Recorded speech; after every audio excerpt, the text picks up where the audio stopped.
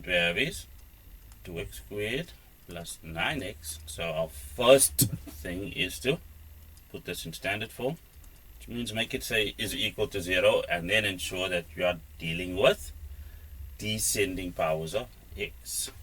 From there we can just factorize, and in this case we'll have 2x and x to take care of the x squared term, and then it's just a case of distributing these factors correctly such that we have 9x.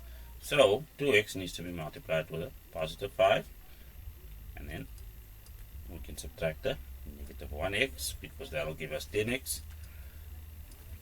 Therefore x is equal to 1 over 2, or x is equal to negative 5 if we obey the zero product rule. That's good.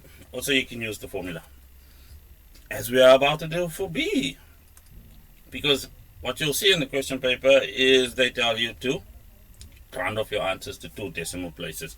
That's the clearest signal that you'll ever find. So the formula stipulates that x is equal to negative b plus minus the square root of, well, b squared minus 4ac, also known as the discriminant, all divided by 2a.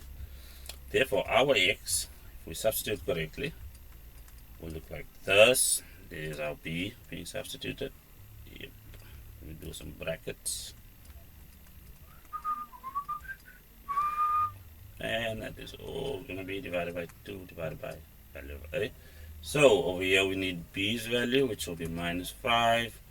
A's value is 3. C's value is positive 1 from there. And then of course our a value once more is 3. And if you use your calculator correctly, you'll find that x is equal to 1,43, or x is equal to 0,23.